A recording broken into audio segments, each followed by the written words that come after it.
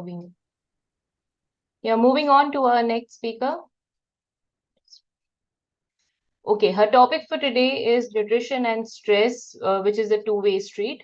She is Neha Ranglani, an integrative nutritionist and health coach with 15 years of experience, has assisted over 40,000 individuals worldwide in achieving self-sufficiency in health and taking control of her well-being. She is also a media interactive person because she has been into various social media platforms, corporate workshops, school engagements, and contributions to esteemed publications including Vogue, Grazia, Midday, and various online platforms. Her unparalleled passion for her vocation drives her to deliver her services at her utmost potential. She aims to empower people to achieve healthy independence. Her topic for today, as I said, is the nutrition and stress, a two-way street. Over to you, Ms. Neha. Thank you so much for the introduction. Thank you. It's a pleasure to be here. And I will quickly share my screen. So, is it visible? Yeah, it's visible. Can you? Yeah, it's visible now. Can you please make it do as the full screen? Yes. Just give me one moment. Just one moment. Yeah, it's done now. You can go 1 second. I just need to set something. Yeah. All right. So, well, stress and nutrition, a two-way street. I think this topic is extremely important because in today's day and age, we definitely, when we talk about health, we give a lot of importance to our food, our exercise, and a lot of other lifestyle habits. But we do not consider stress as a factor or as an independent factor of causing a lot of diseases that we are seeing today, irrespective of what you're putting in your mouth, irrespective of how much you're moving your body. The stress that we kind of take and we get consumed by in our day-to-day life has a huge impact on us, and it is one of the reasons which eventually leads to diabetes, cardiovascular diseases, obesity, visceral fat, high amount of visceral fat, high percentage of visceral fat, which is again the root cause of a lot of issues. Of course, stress per se is extremely healthy if it is for a shorter period of time because it motivates us, it excites us, it gets us into a state of doing, taking action, and achieving our goals. That's called eustress. But the problem happens when the stress becomes longer. The stress is prolonged and we ruminate on things longer. Now, there are different kinds of stressors. We have physical, emotional, mental. Physical is, of course, overworking your body, taking up a lot of things on your body, maybe over exercising. I see people who exercise for 2 hours, 3 hours a day, and then they complain that their blood sugars are not going down, they are not losing weight, their thyroid is not coming under control, and that thyroid parameters are also not changing. And that's when you realize that that amount of physical workout or physical exercise leads to stress. And of course, we have mental stress where we are ruminating on things, where we are overthinking, we are constantly in a state of putting ourselves into thoughts which are either in the past or in the future. They're really not in the present. And that takes us into a lot of, into stress more directly. And of course, then we have emotional stress where we are bottling up a lot of emotions. We're not processing our emotions. We literally push it under the carpet. We don't want to deal with it because they're heavy. They seem too overwhelming. So we don't want to deal with them. And that then leads to stress in our system. And these kind of stresses, which are prolonged and we don't do anything about it, is called distress. And these are the reasons why we suffer with so many health issues today. So let us just quickly see what does stress do to our body and how does it impact our nutrition status, because what's important is to understand, of course, stress causes many changes in our system, but in particularly, what impact does it have on our nutrition status? So, of course, it makes a big difference to our food choices, our behavior, and it increases cravings for comfort foods. Now, I want to elaborate this a little more and get into the details of how it does that. So chronic stress has been shown to lower energy and also motivation and lower feelings of self-control and heighten the cravings of comfort food because it actually changes the structure of our brain. The prefrontal cortex, which governs reasoning, judgment, and self-control, actually begins to shut down when we are under constant stress. And this then impairs our ability to make good food choices and select nutritious food for our body. It can also lead to emotional eating because, of course, we want to soothe our feelings. We want to soothe ourselves or we want to numb ourselves. We don't want to feel the emotions. We don't want to feel the negative thoughts that we are feeling. Or if you're too tired or bored, you just want to eat so that you can feel better. In the short term, obviously, stress is good. Like I said, it's eustress. It shuts down our appetite. The nervous system sends a message to the adrenal glands to pump the hormone epinephrine. And this then triggers the body into flight and fight response. And it just revs up all the physiological state temporarily and puts eating on hold so that at that moment we can fight with whatever situation or whatever threat we have. But if this stress persists, which today most people are undergoing chronic stress, it's not like a lion is in front of you and once you're done with the lion, either fighting or running away from the lion, um, your stressors go down. Today, the kind of stress we have are less outside us. It's more inside, within. It's more in our heads and the way we, like I said, the way we think, the way we perceive our emotions and process our emotions. So if this stress persists, it's completely a different story because the adrenal glands then release another hormone called cortisol. And cortisol increases our appetite, which then increases our motivation to eat, of course.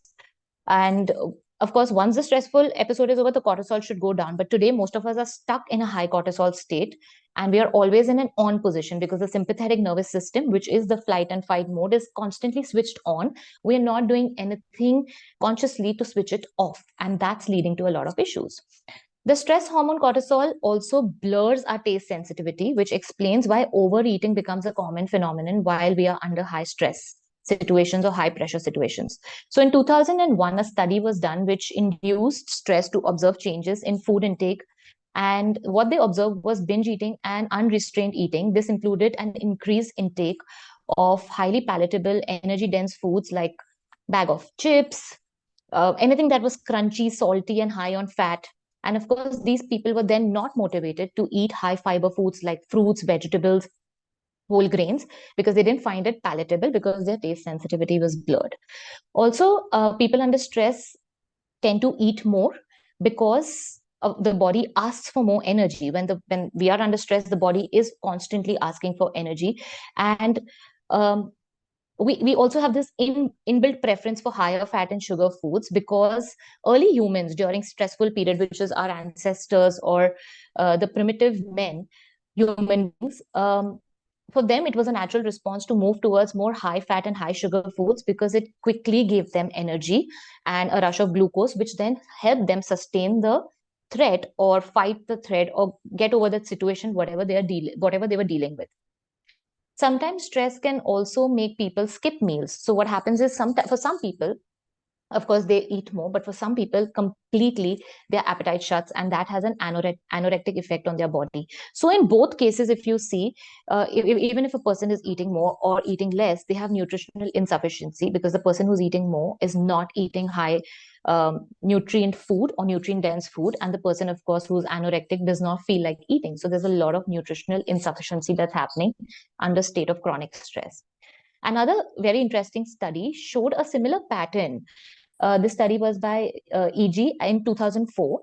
And showed a similar pattern of nutrition among stressed persons. So basically, this phenomenon is characterized by three basic criteria: no appetite for breakfast, 50% or more of daily food intake after 6 p.m., and trouble sleeping appropriately. Now, the common observation of these studies shows that eating was more often than not suppressed during prolonged periods of stress, and junk food like snacks, coffee, and oversweetened foods were preferred. So this study actually confirms that the eating pattern completely changes under chronic stress, and we opt for more foods which give us energy quickly, or stimulants which just make us sustain the go state, and there is no rest state because we are not nourishing our body. So this was how our food choices get affected. The second very important thing is the nutritional absorption and excretion. Now that gets imbalanced. So the activated flight and fight response of the central nervous system immediately shuts down digestion when we are chronically stressed. So there's restricted blood flow, there's slowing down of contractions of the digestive muscles, and there's decreased secretions for digestion. So what happens is your low stomach acid, poor enzyme release from your brush border, from the pancreas, creates an environment in our gut which does not allow the food that's going in to be well digested, broken down. So obviously there is less absorption of nutrients that happens in our system. And that is even worse because we are already in a stressful state. We're already eating foods which comfort us, which have less nutrients. Moreover, we don't have the secretions and the digestive capability to digest, and that leads to poor absorption. So this happens because, of course, the body has to prioritize other important functions such as heart health, breathing, your liver health, all of that in the state of stress to be able to support the body to deal with the perceived threat. Now, that's about the absorption, but also the excretion is highly affected. So stress can influence concentrations of micronutrients in our body. Anyway, stress creates greater physiological demand. So when you're stressed out, your body is using more energy, more oxygen, there's more circulation that's needed. So all of that needs more cofactors like all our vitamins and minerals.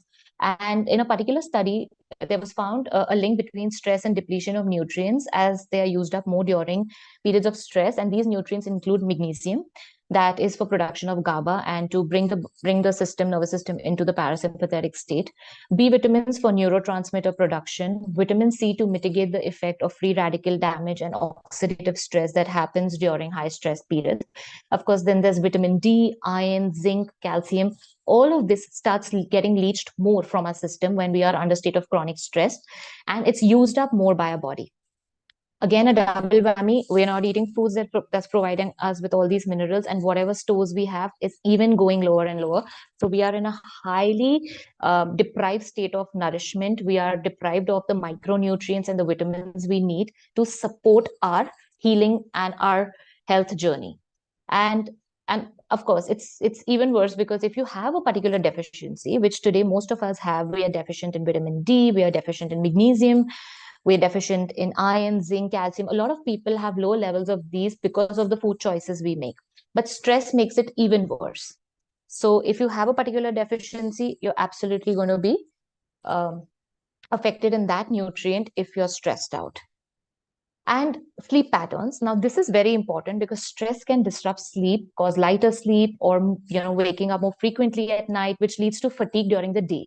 And in order to cope up with that fatigue, people use stimulants to increase energy, like caffeine, high-calorie snack foods. And it is a poor situation. It's a very troublesome situation because you're not sleeping well, then you're eating wrong, and you're anyway stressed out. But the worst thing is sleep is anyways a stressor. Poor sleep is anyways a stressor for the body.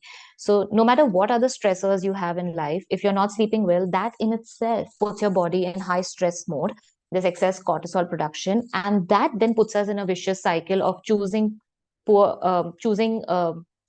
less nutrient rich foods, our behaviors towards food, emotional eating, and that again affects our entire gut and absorption. And all of that again puts us into a poor sleep state. So this becomes like a vicious cycle which we get stuck up in. So tackling our sleep issues becomes extremely important in times of high stress. So that was about what stress does on our nutrition. Stress has an impact on our nutrition status. Now I want to discuss about what impact does nutrition have on our stress. So of course we are stressed out. Of course we have situations to deal with. Even if we don't, we have our mind, which we are not able to control because of the kind of fast-paced life we live. Can nutrition play a role in that to help us get better? Yes, of course. Now, what happens is if you see the normal culture of corporate goers or people who live a very high speed life, they are just on the go all the time. They are highly dependent on caffeine, sugar, high fat and processed foods, and alcohol during weekends in the name of calming down, in the name of feeling better, in the name of unwinding. All of that starts happening. All of that starts becoming a part of our normal food culture. So now caffeine in itself, as we said, is a stimulant. It causes adrenal glands to release cortisol, which already is high in high stress states, and leads to insomnia, which is, of course, it affects our sleep and nervousness. All of this worsens the stress in our system. Besides that, caffeine also depletes our magnesium levels and B vitamin levels from the body, which we are so much in need of during state of stress.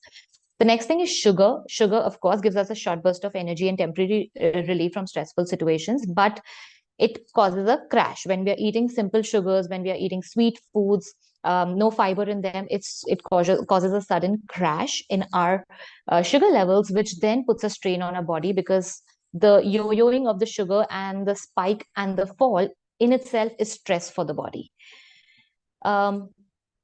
Alcohol, yes, while it may have a calming effect on your nervous system at that point of time, because when you're drinking, you feel better, but it leads to addiction. It affects our liver health. It causes toxicity in our body, and it affects our sleep as well. Again, a stressor for for our system.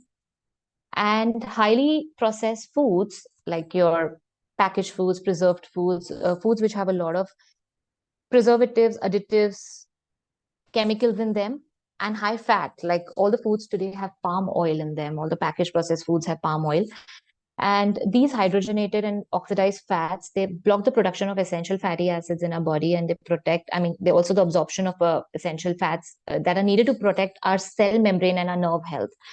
And of course, when our cell membrane and nerve health is not good, we are going to be uh, uh, affecting our system more than before, more than ever, because we enter into the sympathetic system faster.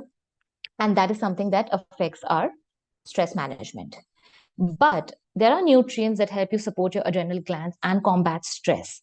Now, what are these nutrients? These are day-to-day foods that we eat. Let's look at each one of them, because when you consume more of these foods, your stress levels come under control and your cortisol levels come under control.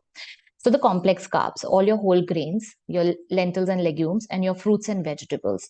All of these are very important because they increase the absorption of tryptophan in the body, and they produce a chemical called serotonin, which we all know in our gut, which is the mood calming neurotransmitter.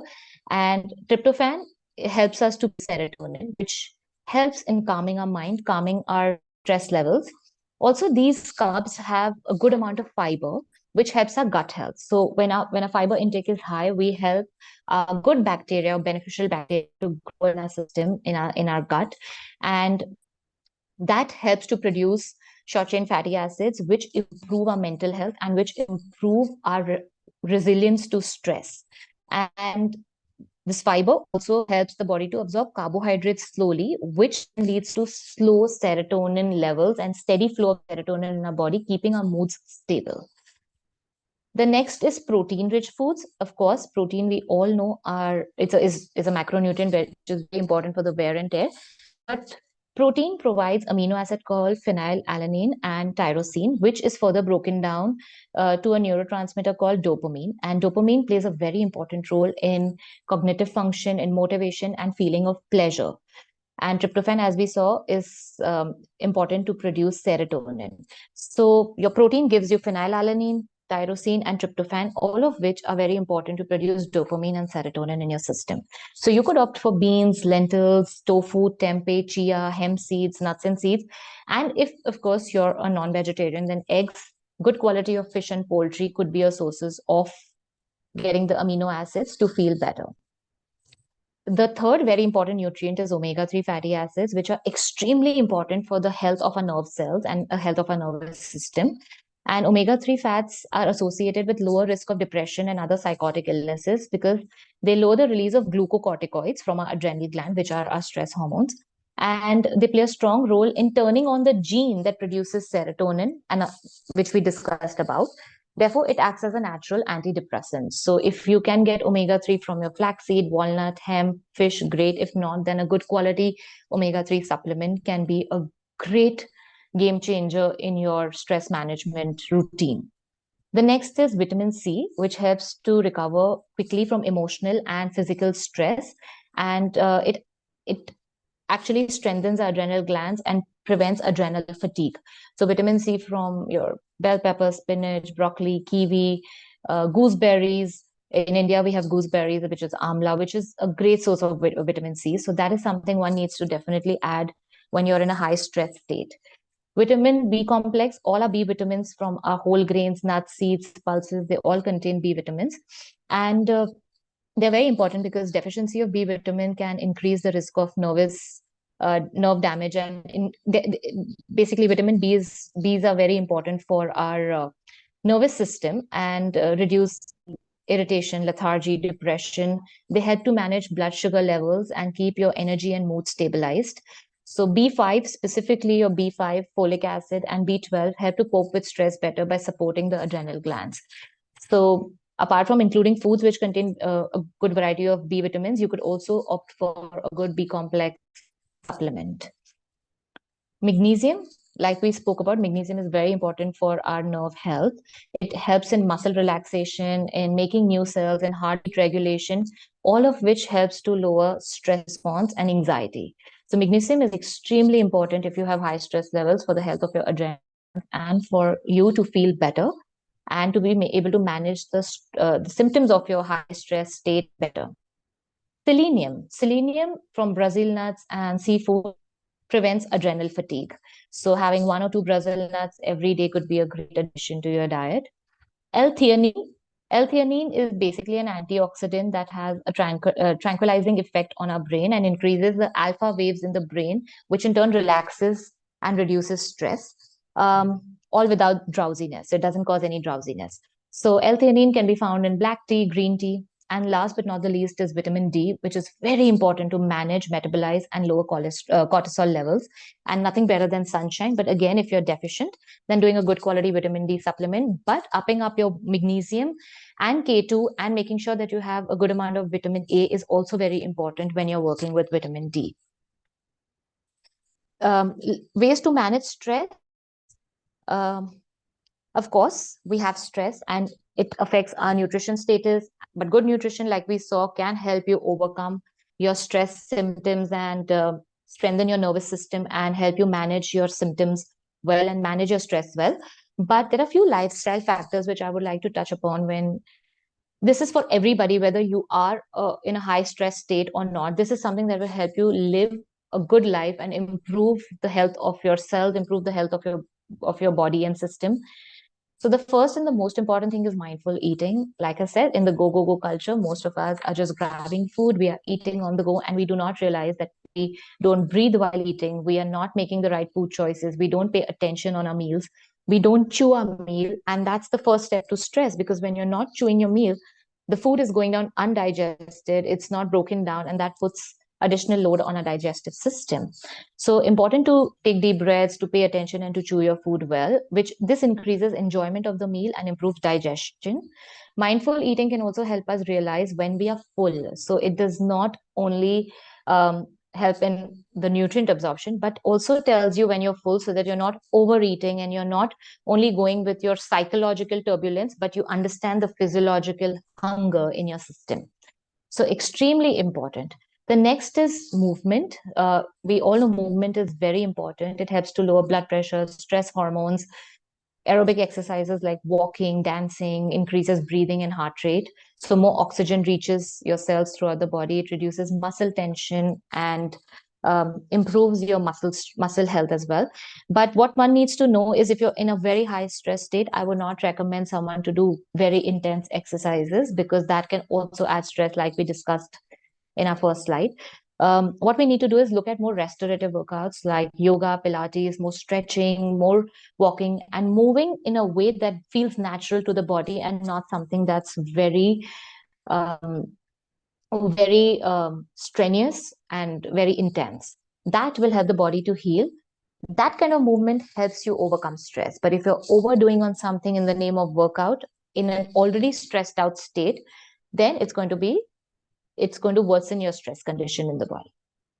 The next is journaling. I think that's a great way to manage your stress, because we have so many thoughts. We have chain of thoughts throughout the day, but we really do not process them well. So if you wake up in the morning, and it's called morning pages, if you can just dump your thoughts on the paper, don't judge them, don't observe them, just dump it, just keep writing whatever is in your mind. You can get a lot on the paper out of your system, and you can always tear the paper after that and throw it if you don't want to keep that. But journaling is a great way to overcome stress. Also, because in today's day and age, we only have a therapist who we can speak to, and there are very few people who have the time and the patience to listen to their loved ones to kind of understand what's happening. So Journaling can be a great way where you don't need someone else to listen to you. All you can do is write your thoughts and it will be out of your system. Meditation and deep breathing practice. Now, nothing can replace this to manage stress because it's literally a magic pill. If there is any magic pill to manage stress and low cortisol level, it is meditation and deep breathing practices. So when we are very stressed out, we breathe shallow and there's erratic breathing, which then affects our muscular health, and it affects our heart rate. It affects a lot of things in our body. So slow, deep breaths reduces muscular tension, lowers the heart rate, and calms the mind. Whenever you are stressed out, breathe slowly, focus on each breath in and breath out. So basically 4-7-8 breathing is a great way of breathing, or box breathing, which is 4-4-4-4, is a great way of breathing, where you inhale for 4, hold for 4, exhale for 4, then hold for 4. So this is a great way of slowing down your breath and lowering your cortisol levels. And it can help you activate your parasympathetic nervous system and feel better. Of course, meditation, who does not know about meditation, just being able to sit calmly and meditate can bring about a lot of changes in your brain structure as well. It can improve your telomeres, which pass messages, which are the part of the neurons which communicate with each other. So it really helps to strengthen your mental strength and helps you to overcome um, a lot of chatter in your mind. It calms you down. It's literally the turbulence. It's literally calming the turbulence in your system. So meditation is something that one must definitely focus on. You could do guided meditations. You could do silence meditation, any form of meditation that resonates with you. But closing your eyes and sitting with yourself for at least 15 minutes every day is a non-negotiable if you want to really combat stress. Short breaks, taking short breaks every few hours, these are called ultradian rhythm breaks, and they are very important. They're very underrated, but very important to manage your health. And just putting an alarm every 1.5 hour for 10 minutes and taking that short break where you could be just sipping water, listening to music, closing your eyes, taking few deep breaths, just taking a quick walk in nature, anything that is away from your work. And this then increases your productivity and lowers your cortisol levels. The other thing is pursuing hobbies. So gardening, reading, enjoying music, getting a massage, hiking in nature, cooking a favorite recipe. All of these are stress relievers. And how many of us even take out those 10-15 minutes every day to do something that we really enjoy because we don't have the time to. But if we get aware about our routine and we kind of add our hobby as a part of our daily routine, as an appointment with our own self, I think we will help ourselves a great deal in terms of getting over the stress. And sleep hygiene, of course, like we mentioned, good sleep is extremely important to lower stress levels in the body, to increase alertness, and to improve the overall repair and growth in our system. Especially the rapid eye movement, the REM sleep stage is very important with mood regulation and memory. So one needs to definitely aim to get 7 to 9 hours of sleep and follow a good sleep hygiene routine where you shut down all stimulating activities at least 30 minutes to 1 hour before going to bed. No blue light devices at night. Making sure that you are setting an environment which is calm and peaceful. Putting an eye mask if need be to keep the light out, and in general being in a state of calm before you go to sleep, because that helps to repair your nervous system better than just sleeping in a very sympathetic state of mind. So Miss, yeah, one these were, minute to 1 minute to sorry, one yeah, minute to I'm one. done. Yeah, thank you. I was just coming to the end. Yeah, thank you so much, Miss Neha. Thank you for your insights provided. It actually provided a new perspective that actually generated a thought-provoking, questions in the minds amongst the audience. We are also thoroughly very learned now in terms of nutrition and stress. There's one question though that's in the chat. How Sure. do you differentiate between a normal stressor and a more serious burnout, and how do you tackle that?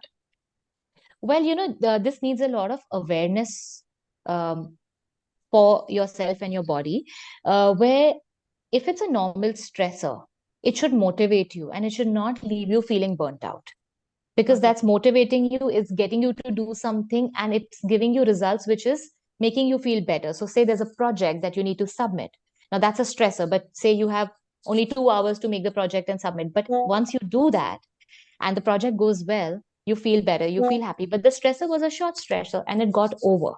Yeah. But say like a relationship issue or financial pressures, or say any sort of emotional burnout which is going on for very long, and you are not able to function, you're not able to get up in the morning from your bed, you're not getting good sleep at night, you're not able to work out because your body has no energy and stamina, you're always feeling dull, you're not feeling like yourself, there's no happiness. That kind of that kind of state of being means you're chronically in a state of stress, because you've not dealt with something that has been affecting you for a very long time, and your sympathetic nervous system is in the on mode. So what Yeah. one needs to do for Thank that is first get aware of everything that's affecting you, be it physical, mental, emotional, and the kind of diet you're eating, because these are the four stressors that can really affect you: Yeah. the food Thank you you eat, so the way much. you move. Yeah. Yeah, and then Yes. work out on that, and the Absolutely. solutions which Exactly. I provided. Yes. Huh. Thank you so much, Neha, for your insights. Yes. Thank you. Thank you. Thank you so much.